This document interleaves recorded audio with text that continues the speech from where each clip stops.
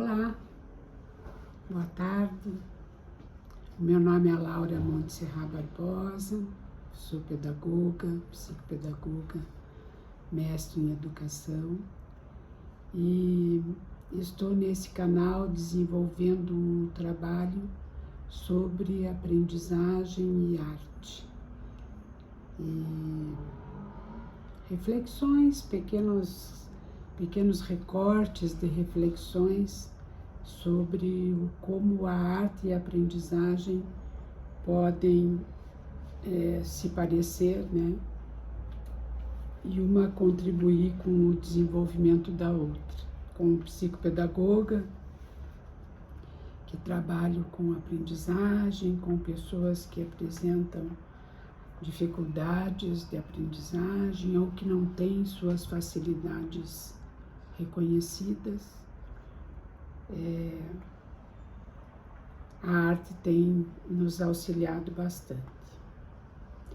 E ontem, já aqui em Curitiba, desde o dia 28 de setembro de 2023, está havendo um festival, o Festival da Palavra.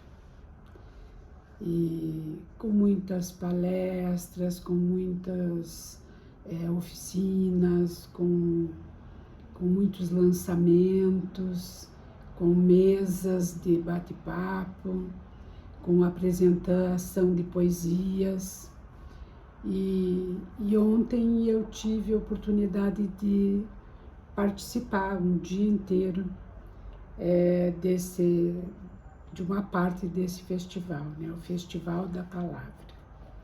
E ontem eu me banhei de arte, né? Encontrei muitas ações importantes movimentando o profissional da palavra. Escritores, tradutores, poetas, romancistas, homenagens, mesas de bate-papo. E quando cheguei direto na Feira do Poeta e encontrei um poeta que é médico, chamado Marcelo Vilinski. E fiquei encantada com as imagens que ele pinta com palavras, imagens fortes, imagens pesadas, um poema bastante tocante. Depois segui para, como é que chama a sala? Deixa eu ver aqui. A Casa Romário Martins? Não foi. Solar do Rosário.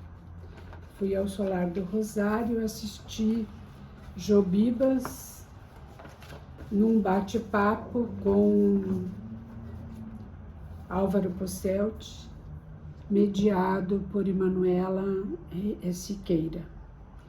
E o bate-papo chamava-se Difundindo a Palavra. Gostei muito, muito mesmo. A Jobibas estava representando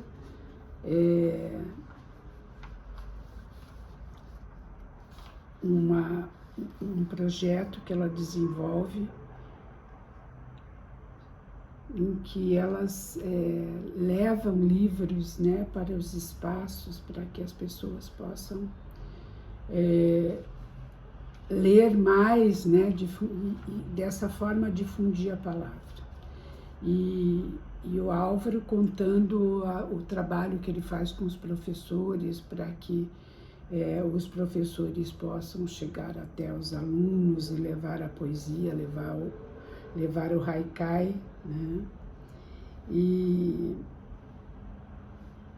foi muito, muito gostoso, né? Saber a faísca inicial de cada um, como cada um começou a se encantar pela palavra e como no último vídeo que eu fiz, eu falei sobre o fazer, né? e nesse eu escolhi a palavra, então, para ser o mote desse nosso encontro, dessa nossa reflexão, usando a questão da literatura como uma forma de arte, né? E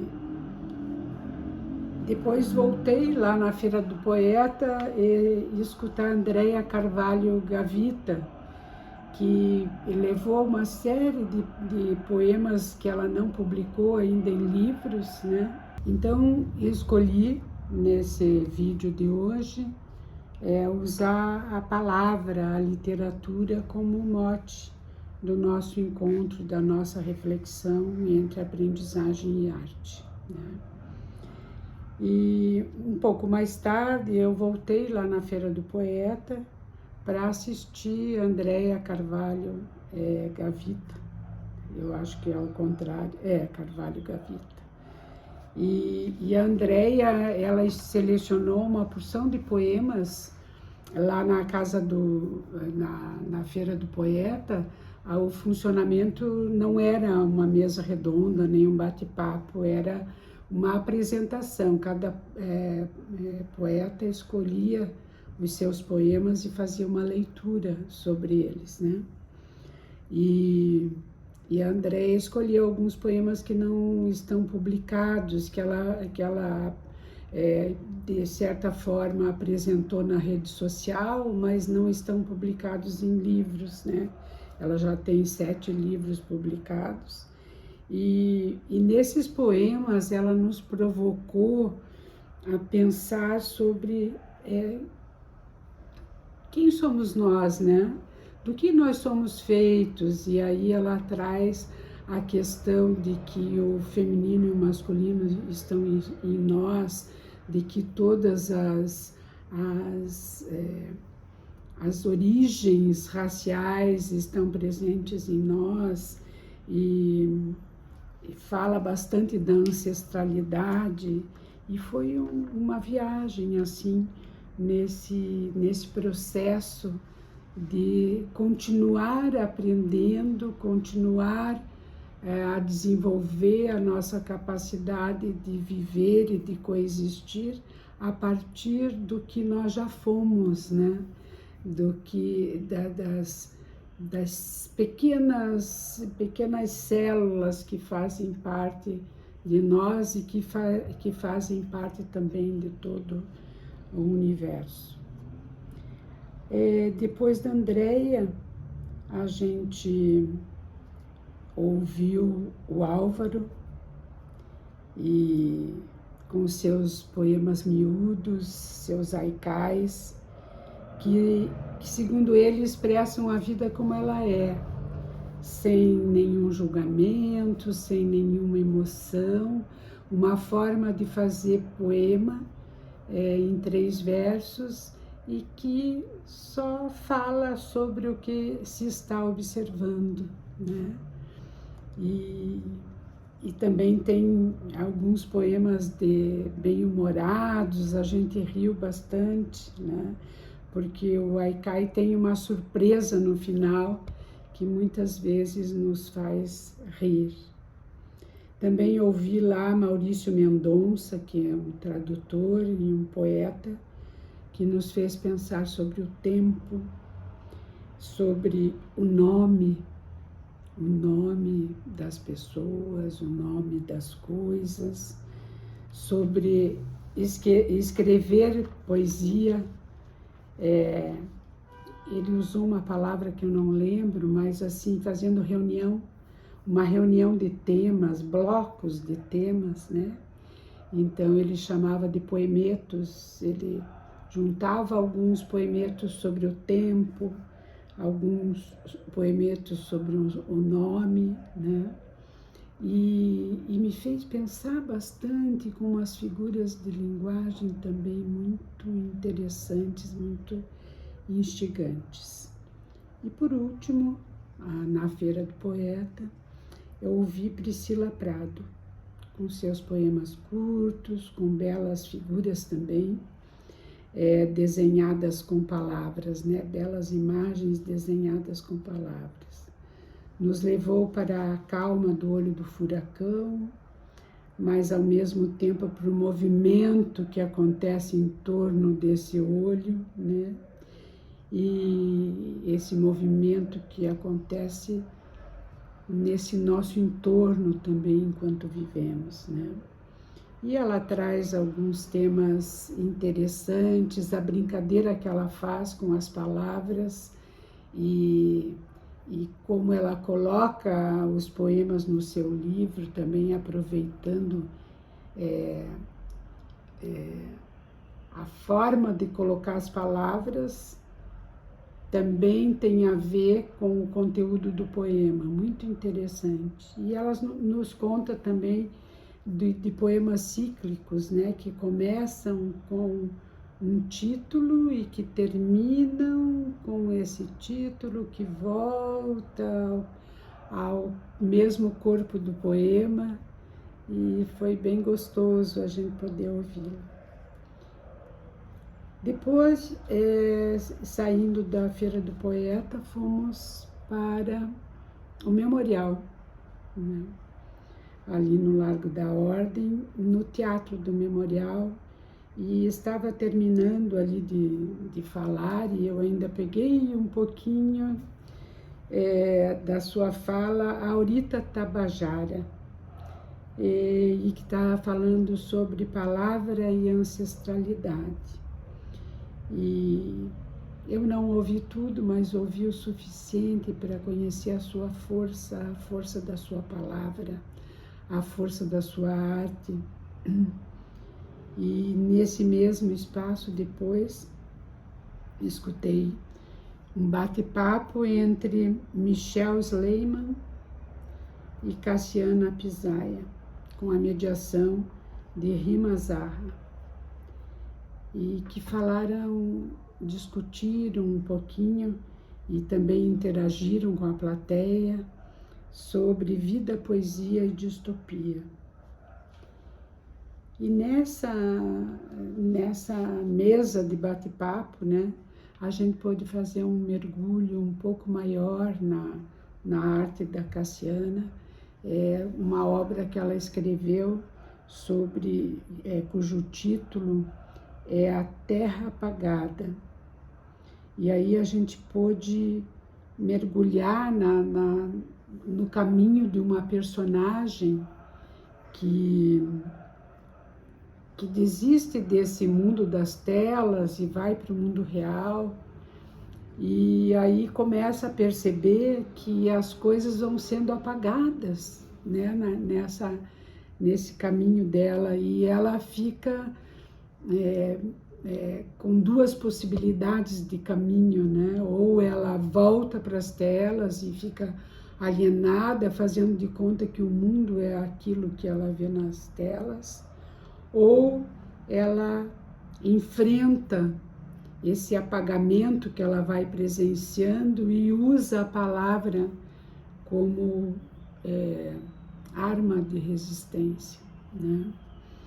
E nesse momento, então, a Cassiana, que é a autora do livro A Terra Apagada, vai usando algumas reflexões importantes, né, sobre o que ela quer discutir no seu texto, né, que nos faz pensar sobre os apagamentos mesmo da nossa história, e os amortecimentos que vivemos promovido pelo excesso de telas, pelos medicamentos, e quando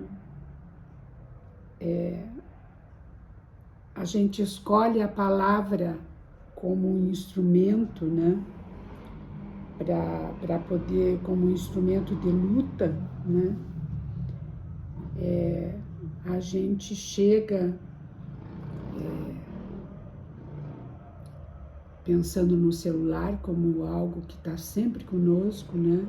Esses dias um pai brincou comigo lá no consultório que eu estava carregando o meu celular e escrevendo algumas coisas, né? E ele diz, você está na coleira, está presa na coleira, né? Porque agora a gente fica preso na coleira quando a gente quer usar o celular e não tem mais carga, né? E aí quando a Cassiana fala disso, que as congolesas, elas são moças e senhoras que são utilizadas para montar os celulares, colocar os pequenos elementos nessa tecnologia, né, da qual o celular é feito. E elas, quando depois de horas de trabalho, elas não têm a rede elétrica lá no lugar onde elas trabalham para acender a luz, para poder esquentar alguma coisa, né? E elas fabricam os celulares com os quais a gente faz toda a leitura do mundo, né? E aí, em seguida, o Michel, que chega falando de um poeta, né? Que é um poeta da Palestina, e conta que a Palestina agora, os palestinos não têm mais terra, né? Então ele nos faz pensar sobre o não lugar, sobre esse apagamento do lugar também, né? Não só a história é apagada, mas o lugar também é apagado. E as pessoas que nasceram naquele lugar parece que ficam sem terra para voltar, sem um lugar para chamar de seu, né? E isso foi me remetendo a questões ligadas ao nosso dia a dia, as pessoas que não têm casa, que não têm lugar, que moram na rua, e também me remetendo aos nossos clientes, às crianças, aos adolescentes e aos adultos que a gente atende, que às vezes têm uma dificuldade e não encontram o seu lugar na escola, não encontram o seu lugar na família e que ficam sem esta referência, né, do grupo, do que todo mundo sabe, do que todo mundo está conversando, do que todo mundo sabe ler, ou de que todo mundo sabe escrever e eles ainda não. E então a literatura me levou para uma viagem assim de aprendizagem. E mais tarde, então, fui tomar um chá com a Glória Quirinos, e aí a gente ficou conversando um pouco sobre a poética do estrangeiro, né, que tem a ver com o lugar, com o conhecer ou não conhecer a cultura daquele lugar, a linguagem daquele lugar, e de se identificar ou não com aquele lugar, e que também nos leva a conversar um pouco sobre as pessoas que têm dificuldade para aprender e para se localizar e para se situar nos lugares em que vivem, né? E terminei meu dia numa ópera chamada a Ópera Pop Afrofuturista, convidada pela Geisa Costa. Fui lá assistir no Teatro no Guairinha essa ópera, e foi muito bom, porque a palavra foi usada também aí, embora não fosse do mesmo festival, mas foi uma promoção também da cultura do município, né? A palavra cantada, e essa palavra cantada em forma de ópera, ela foi cantada para resgatar a ancestralidade negra, para valorizar os inventos e criações realizados pelos negros no Brasil, e falou dos apagamentos também, né, de como Machado de Assis, por exemplo, teve sua cor da pele apagada durante a história para não parecer negro, né? E como muitos feitos e invenções e criações de negros foram apagadas também, os seus autores foram apagados da história. E Geisa Costa brilha então no palco com uma leveza, né, com uma roupa afro, com a cor da sua pele retinta, né, com um turbante amarelo maravilhoso. E ela brilha no palco junto com Milena Castilho, que é uma soprano maravilhosa. Lucas Neri, contralto, um homem negro também. Felipe Castro, também da raça negra. Kátia Drummond. Ricardo Verocai, que estava no piano. O Felipe Castro estava na percussão. E dirigidos por Isidoro Diniz, que não estava presente ali naquele momento porque teve um compromisso familiar. Então esse mergulho na arte me fez ver como ela faz falta no dia a dia, como a gente precisa disso, nós que somos educadores, que trabalhamos com aprendizagem, podermos fazer viagens a outros lugares por meio da palavra, né? E como é importante a gente não só disponibilizar o livro para os nossos aprendizes, mas também saber provocar, saber instigar o leitor a ir buscar aquela leitura, né? E lá tinha uma feira também, e nessa feira eu comprei esse livro, que eu quero que seja o motivo do nosso próximo vídeo, que é um livro também que traz a arte, traz essa questão da origem, da ancestralidade, da nossa vida hoje, da necessidade de coexistirmos não só com todos os elementos da natureza, mas também com todos os entes que vivem no universo, né? Então, até a próxima, e não esqueçam de, se gostaram, curtir, divulgar para os amigos, se inscrever no canal, e até o próximo vídeo.